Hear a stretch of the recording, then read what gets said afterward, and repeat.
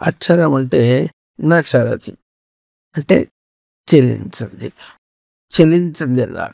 ఇన్ని జన్మల్లో నేను నేను నేను అని తిరిగావు, అప్పుడు నేను తిరిగావు, కానీ వాటిని వదిలేసావు, నేను తెలుసుకున్నాను.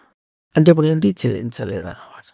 వాటి చేత చెలించలేదు, చెలించడం తెలిసిన చెదరిపోలే, భంగం కాలే, చెడిపోలే.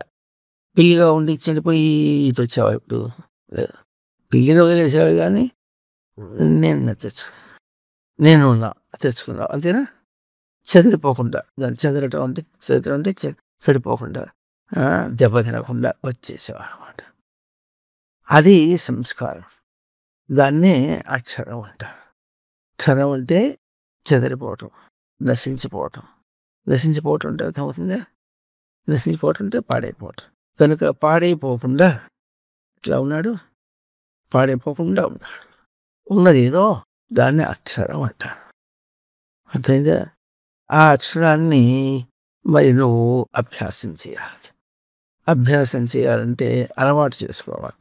ఎట్లా అలవాటు చేసుకుంటావు అంటే, ఇంట్లో అమ్మ చేసి పెడితే తింటావు, అంతేనా? బయట అవి తినకుండా, ఇది కూడా అలవాటే. అర్థమైందా? అలవాటు చేసుకోవటం అనమాట. అలవాటు చేసుకోవటం అనేటటువంటి ఉంటుందో అది మనకు చక్కగా అక్షరమును అలవాటు చేసుకోవాలి. అంటే వెనక రోజుల్లో ఏమైనావో ఏదో పిల్లి బల్లి అంతటా అయిపోయినాయి. అవన్నీ ఎట్లుంటాయి? మనిషి ఎట్లుంటారు చూసావా? తేడా చూసావా? మనిషికి వాటికి తేడా ఉంది. అది కనుక అక్కడ అక్కడ అలవాటు చేసుకుని వచ్చాం. మొత్తానికి ఏం అలవాటు చేసుకున్నా నీ లోపల ఉన్నటువంటి స్వామి, స్వాపంలో ఉన్న స్వామి ఏం చేశాడు? నేను చక్కగా భద్రంగా ఇక్కడ దాకా తీసుకొచ్చాను. ఇప్పుడు బళ్ళో మేడము టీచరు అంటారు కదా, మీరు టీచరు మాస్టర్ అంటారు కదా. మాస్టర్ పాఠాలు చెప్తారు. పాఠాలు చెప్తే కుదిరి పొడుగుతో చెప్పుకుంటూ పోతుంటారు. ఏంటి పరీక్ష ఎవరు రాస్తారు? పరీక్ష నువ్వు రాస్తావా? మీ టీచర్ రాస్తుంది? నువ్వు రాయాలి. టీచర్ రాసేచ్చుగా. టీచర్ రాస్తే ఏమవుతుంది? టీచర్ ఇంకా బాగా రాస్తుందిగా. టీచర్ రాస్తే టీచర్కి రాస్తుంది, నీకు రాదు. కనుక ఎవరు రాయాలి ఇప్పుడు పరీక్ష? నువ్వే రాయాలి, అంతేనా?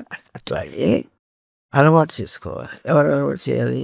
నువ్వే అలవాటు చేయాలి. వెనకాల జన్మల్లో పరిహారాన్ని అన్ని జన్మలనే కదా, అన్నిట్లో పుట్టాడు కదా.